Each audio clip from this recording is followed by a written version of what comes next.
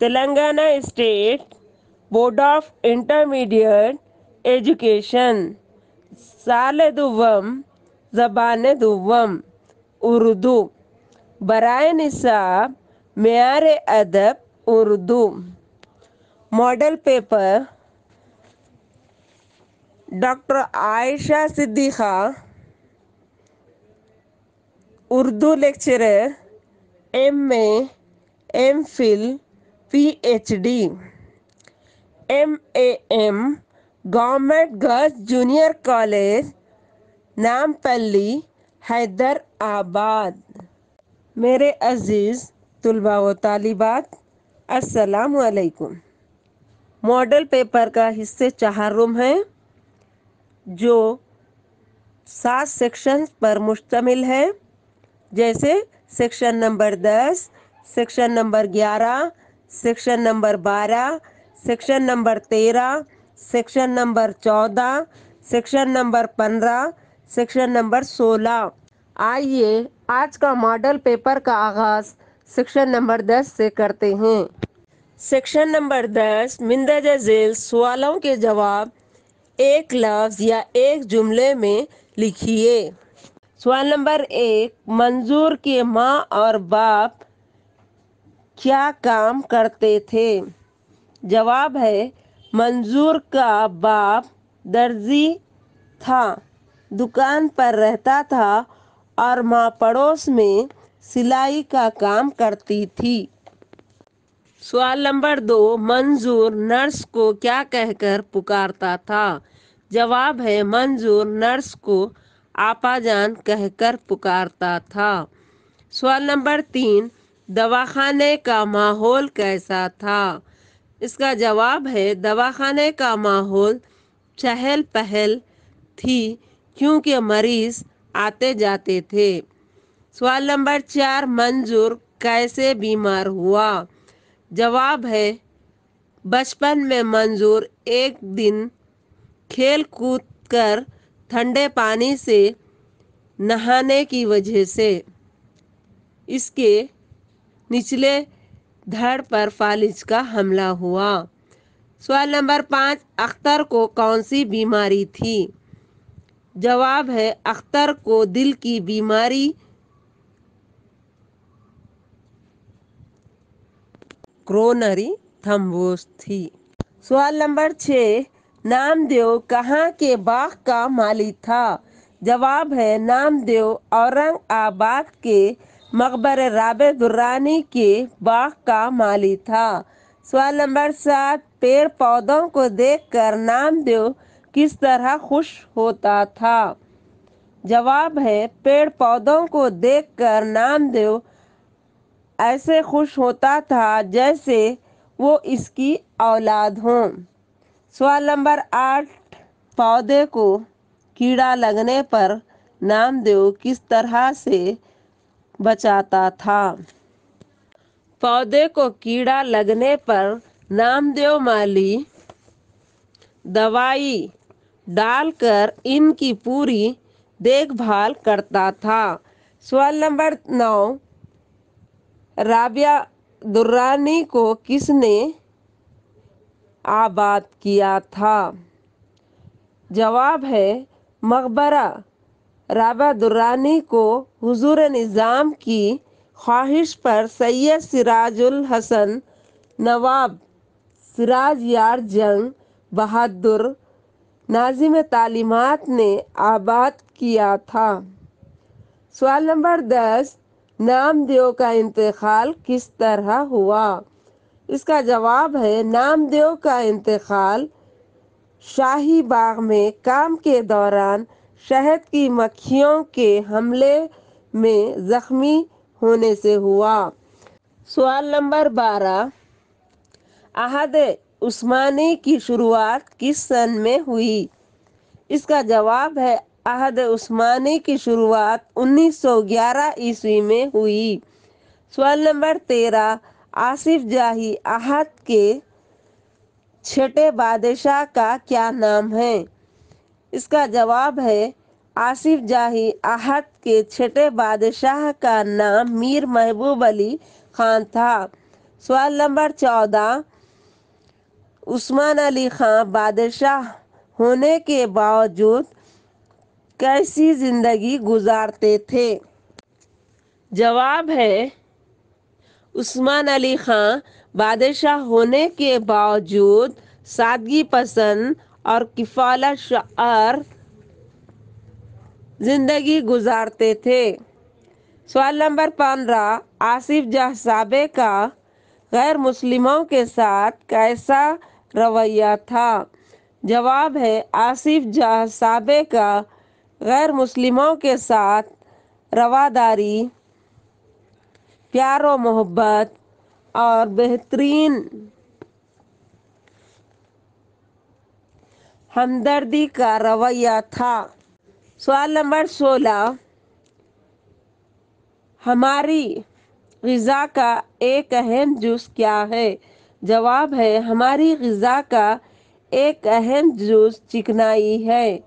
سوال نمبر 17، غذا سے ملنے والی چکنائی سے ہمیں کیا فائدہ ہوتا ہے؟ جواب ہے، غذا سے ملنے والی چکنائی سے ہمیں توانائی حاصل ہوتی ہے۔ سوال نمبر 18، ہماری غذا میں موجودہ چکنائی کس طرح کی ہوتی ہے؟ جواب ہے، ہماری غذا میں موجودہ چکنائی 2 طرح کی ہوتی ہے۔ سوال نمبر 19، ہندوستان میں 80% مرئی یا اضافی چکنائی کون سے تیل پر مشتمل ہوتی ہے؟ اس کا جواب ہے، ہندوستان میں 80% مرئی یا اضافی چکنائی پکوان کے تیل پر مشتمل ہے۔ سوال نمبر 20، کس چکنائی کے استعمال سے بچنا صحت کے لیے ضروری ہے؟ جواب ہے، زیادہ چکنائی کے استعمال سے بچنا صحت کے لیے ضروری ہے۔ سیکشن نمبر 11، ذیل میں سے کسی ایک کو خط لکھیے۔ سوال نمبر 1، اپنے والد کو خط لکھیے کہ جس میں امتحان کی فیس کی ادائیگی کے لیے رقم مانگنے کا ذکر ہو۔ محمد غوث احمد، بتاریخ 1 مارچ 2020، مکان نمبر 76-2-6 عمدہ نگر، گچی باؤلی، حیدرآباد، تلنگانہ اسٹیٹ۔ محترم جناب والد صاحب، السلام علیکم۔ میں یہاں خیریت سے ہوں اور امید کرتا ہوں کہ آپ سب بھی خیریت سے ہوں گے۔ میں یہاں اپنی تعلیم میں مصروف ہوں۔ میرے امتحانات ماہ مئی میں منعقد ہونے والے ہیں۔ امتحان کی فیس کی ادائیگی کی تاریخ دی جا چکی ہے۔ آپ سے گزارش ہے کہ میرے امتحان کی فیس ذریعے منی آرڈر یا فون پر روانہ کریں تو میں بروقت امتحان کی فیس ادا کر پاؤں گا۔ امید کرتا ہوں کہ آپ لوگوں کی نیک تمنائیں ہمیشہ میرے ساتھ رہیں گی اور میں زندگی کے ہر امتحان میں کامیابی حاصل کروں گا۔ امی کی میرا محبت بھرا سلام کہنا اور چھوٹوں کو میرا پیار اور دعائیں دینا۔ آپ کا فرزند محمد غوث احمد۔ کالج کے پرنسپل کے نام خط جس میں اسنادات کی واپسی کا ذکر کیا گیا ہے۔ کالج کے پرنسپل کے نام خط بتاریخ 18 فروری 2020، محترمہ پرنسپل صاحبہ، government junior college girls, Hyderabad. درخواست برائے اسنادات کا حصول۔ प्रिंसिपल साहबा, मैं फरहाना बेगम 12 मार्च 2018 उर्दू मीडियम की तालिबा हूँ। इंटर साल दुवम मुकम्मल कर चुकी हूँ। तालीमी सिलसिला आगे जारी रखने और दूसरे कॉलेज में दाखिले के लिए असनादात चाहिए। मुझे बोनाफाइड, टीसी और तमाम असनादात जारी करें तो मेहरबानी होगी। मैंने तमाम बकायाजात अदा किए हैं। आपकी शागिर्दा फरहाना बेगम। सेक्शन नंबर 12, जेल के हर हिस्से से 4 सवालात के जवाबात लिखिए। हिस्से अलिफ, सिर्फ एक जुमले में जवाब लिखिए। तशबीह की तारीफ कीजिए और मिसाल दीजिए। जवाब है, तशबीह किसी शय की खुसूसियत को दूसरी शय की खुसूसियत के मुमासिल करार दिया जाए तो इसे तशबीह कहते हैं। जैसे एक शेर है, नाज़ुकी इसकी लब की क्या कहिए, नाज़ुकी उसके लब की क्या कहिए, पंखड़ी एक गुलाब की सी है, पंखड़ी एक गुलाब की सी है। इस शेर में लब यानी होंठ को नज़ाकत में गुलाब की पंखड़ी से तशबीह दी गई है। नंबर 2, इस्तिआरा किसे कहते हैं? मिसाल के साथ बयान कीजिए। जवाब है, इस्तिआरा किसी लफ्ज़ के हकीकी माना की बजाय गैर हकीकी माना मुराद लिए जाए तो इसे इस्तिआरा कहते हैं। जैसे ज़ैद शेर है। नंबर 3, तशबीह और इस्तिआरे में फ़र्क को वाज़ेह कीजिए। जवाब है, तशबीह और इस्तिआरे में फ़र्क, तशबीह में किसी चीज़ को दूसरी चीज़ से मिसाल दी जाती है, जबकि इस्तिआरे में वही चीज़ मान ली जाती है। जैसे तशबीह, अहमद फरिश्ता जैसा है, हामिद चांद की तरह है। इस्तिआरा, अहमद फरिश्ता है, हामिद चांद है। सवाल नंबर 4, किनाया की तारीफ में मिसाल बयान कीजिए। जवाब है, किनाया किसी लफ्ज़ के हकीकी और गैर हकीकी दोनों माना मुराद लिए जाए तो इसे किनाया कहते हैं। जैसे ज़ैद को आपने सर पर चढ़ा कर रखा है तो इसे किनाया कहते हैं। तलमीह, शेर में ऐसा लफ्ज़ इस्तेमाल करना जिससे किसी मशहूर तारीख़ी वाक़ये की तरफ इशारा किया जाए तो वो तलमीह कहलाती है। जैसे इब्ने मरियम हुआ करे कोई, इब्ने मरियम हुआ करे कोई, मेरे दुख की दवा करे कोई, मेरे दुख की दवा करे कोई। इब्ने मरियम से हज़रत ईसा अलैहिस्सलाम मुराद हैं। सवाल नंबर 6, तशबीह के कितने अरकान हैं, बयान कीजिए।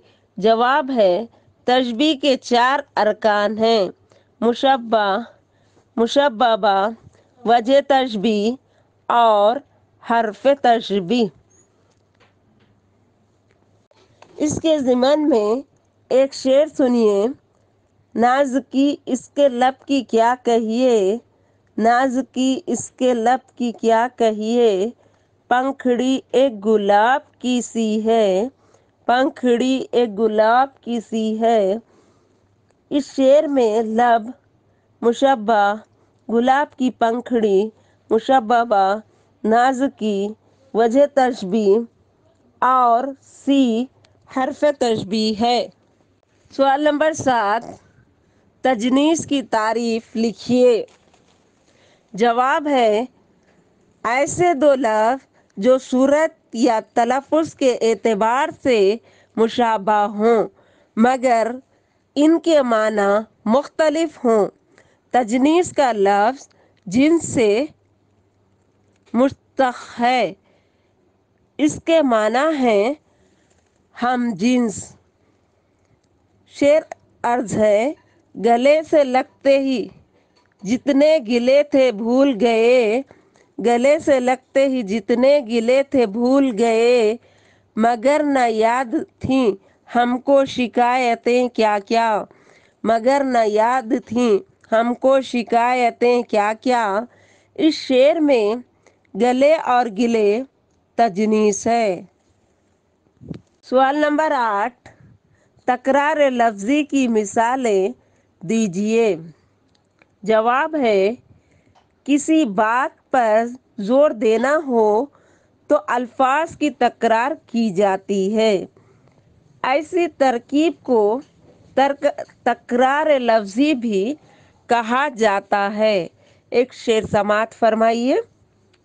روتے روتے کون سویا خاک پر، روتے روتے کون سویا خاک پر، ہنستے ہنستے کس کا جھولا رہ گیا۔ اس شعر میں روتے اور ہنستے کی تکرار ہے۔ سوال نمبر 9، صنعت ایہام سے کیا مراد ہے۔ جواب ہے، ایہام کے لفظی معنی وہم میں ڈالنا، چھپانا ہے۔ کلام میں کوئی ایسا لفظ لایا جائے جس سے سامع یا قاری تھوڑی دیر کے لیے وہم میں پڑ جائے کہ اس کے اصل معنی کیا ہیں۔ ایسے لفظ کے عموماً دو معنی ہوتے ہیں، ایک قریب اور دوسرے بعید کے۔ بعید کے معنی قریب سے یا مطلب ہے کہ وہ آسانی سے معلوم ہو جائیں لیکن شاعر کی مراد اس سے نہ ہو۔ بعید وہ ہے جو شاعر کی اصل مراد ہو۔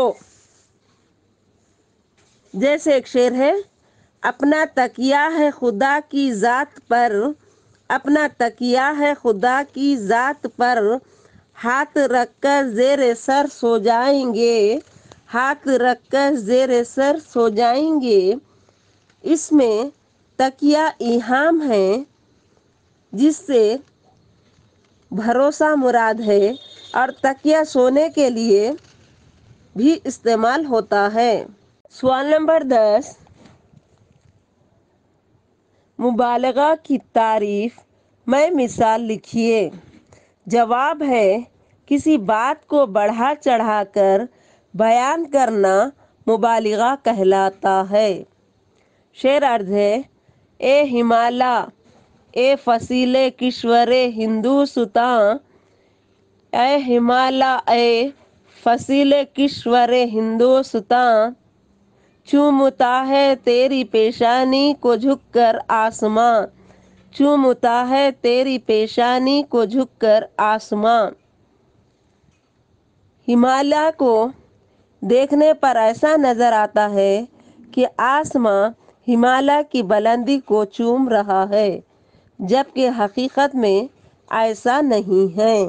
سوال نمبر 11، تجاہل عارفانہ کے لفظی معنی کیا ہے۔ جواب ہے، اس کے لغوی معنی جان بوجھ کر انجان بننا ہے۔ اصطلاح میں کسی چیز کے بارے میں واقفیت کے باوجود بے خبری ظاہر کرنے کو تجاہل عارفانہ کہتے ہیں۔ شعر عرض ہے، صنم کہتے ہیں تیری بھی کمر ہے، صنم کہتے ہیں تیری بھی کمر ہے، کہاں ہے کس طرف ہے اور کدھر ہے؟ کہاں ہے، کس طرف ہے اور کدھر ہے؟ مذکورہ شعر میں کمر تجاہل عارفانہ کی علامت ہے۔ حصہ ب ذیل میں سے کسی 4 سابقوں اور لاحقوں کی نشاندہی کیجیے۔ نمبر 1، ان پڑھ۔ ان سابقہ ہے۔ نمبر 2، عقل مند۔ مند لاحقہ ہے۔ نمبر 3، بے ادب۔ بے سابقہ ہے۔ نمبر 4، جان باز۔ باز لاحقہ ہے۔ نمبر 5، بن بلایا۔ بن سابقہ ہے۔ سیکشن نمبر 13، ذیل میں سے 8 الفاظ کے واحد یا جمع لکھیے۔ نمبر 1، شاعرہ، شاعر۔ نمبر 2، کتب، کتاب۔ نمبر 3، لڑکا، لڑکے۔ نمبر 4، مسجد، مساجد۔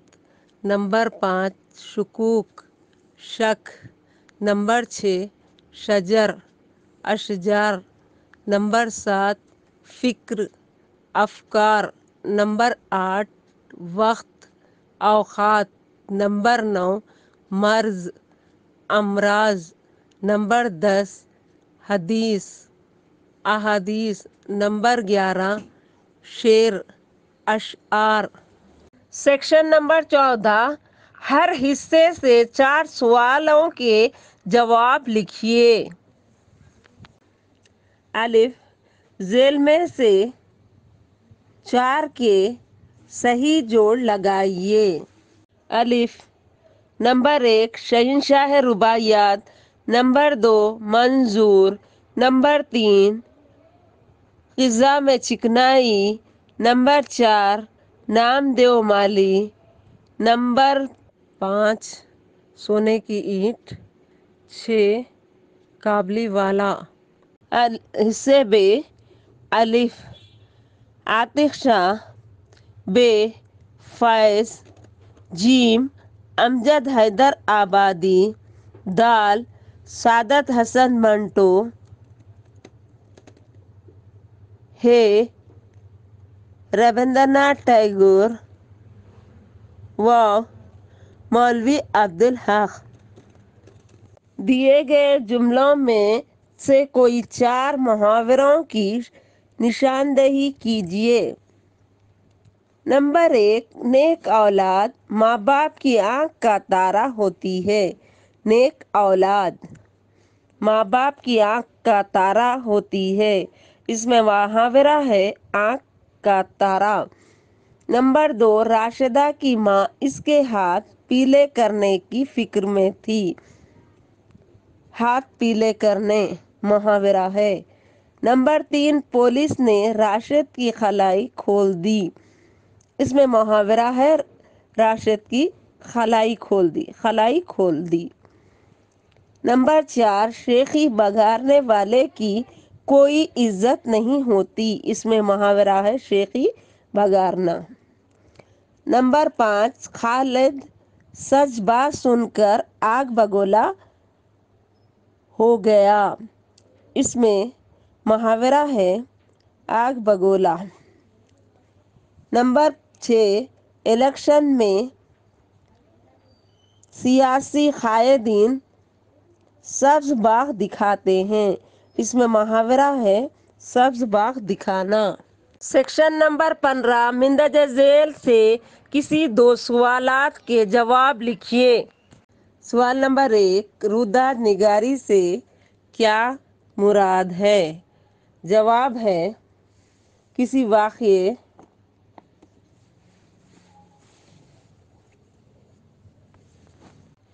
حادثے، تقریب، جلسے، تفریحی مقام یا روزمرہ کی زندگی میں پیش آنے والے واقعے کی تفصیلات کو بیان کرنا روداد نگاری کہلاتا ہے۔ روداد نگاری میں تمام تفصیلات کو مختصر انداز میں اس طرح بیان کیا جاتا ہے کہ پڑھنے والے کو پورے واقعے سے واقفیت حاصل ہو جاتی ہے۔ سوال نمبر 2، روداد نگاری کے اصول بیان کیجیے۔ جواب ہے، روداد نگار روداد لکھنے والا موقع واردات میں شریک ہو، ہمیشہ اپنے ساتھ کاغذ اور قلم رکھے، سادہ زبان کا استعمال کرے، غیر جانبداری کے ساتھ ایمانداری سے پورا واقعہ بیان کرے، وہی باتیں بیان کرے جو پیش آئی ہوں، غیر ضروری باتوں کو شامل نہ کرے۔ وہ روداد ایسے لکھے کہ غیر حاضر شخص پڑھ کر محسوس کرے کہ اس نے اپنی آنکھوں سے پورا واقعہ دیکھا ہے۔ سیکشن نمبر 16، مندرجہ ذیل اقتباس پڑھ کر سوالات کے جواب لکھیے۔ ہندوستان کے نامور سائنسداں اور 11ویں صدر جمہوریہ ڈاکٹر عبدالکلام تھے، جو 2002 تا 2007 اس عہدے پر فائز رہے۔ ان کا پورا نام ابوالفخر زین لب الدین عبدالکلام ہے۔ رامیشورم، مقام تمل ناڈو میں 1931 کو ایک کم تعلیم یافتہ کشتی کے مالک کے گھرانے میں پیدا ہوئے۔ بعد میں ترقی کرتے ہوئے وہ ملک کے دفاعی سائنسداں بن گئے اور حکومت نے اعلیٰ ترین اعزاز بھارت رتن عطا کیا۔ انہوں نے ہندوستانی دفاع کے لیے اگنی، پرتھوی اور آکاش میزائل بنائے اور دفاعی اسلحہ سازی پر کام کیا، لیکن اپنی ذاتی زندگی میں وہ بہت سادگی پسند تھے۔ روزانہ 18 گھنٹے کام کرتے اور ستار پر ریاض کرتے رہتے تھے۔ انہوں نے اپنی آپ بیتی میں اپنی زندگی کے واقعات بیان کیے کہ کس طرح ایک چھوٹے سے دیہات سے ان کی زندگی کا سفر شروع ہوا اور کس طرح انہوں نے اپنے اساتذہ سے اثر قبول کیا۔ ان کی آپ بیتی کا اردو ترجمہ پرواز کے نام سے کیا گیا۔ اب سوالات پڑھیں گے۔ مندرجہ بالا عبارت پڑھ کر جوابات تحریر کیجیے۔ سوال نمبر 1، عبدالکلام کا پورا نام کیا تھا؟ سوال نمبر 2، وہ کب پیدا ہوئے؟ سوال نمبر 3، انہیں کون سے ایوارڈ سے نوازا گیا؟ سوال نمبر 4، انہوں نے کون سے میزائل تیار کیے؟ سوال نمبر 5، ان کی آپ بیتی کے اردو ترجمے کا نام کیا ہے؟ ماڈل پیپر کے اختتام سے قبل شاعر مشرق علامہ اقبال کا مشہور و معروف شعر سماعت فرمائیے۔ شعر عرض ہے: خودی کو کر بلند اتنا کہ ہر تقدیر سے پہلے، خودی کو کر بلند اتنا کہ ہر تقدیر سے پہلے، خدا بندے سے خود پوچھے بتا تیری رضا کیا ہے؟ خدا بندے سے خود پوچھے بتا تیری رضا کیا ہے؟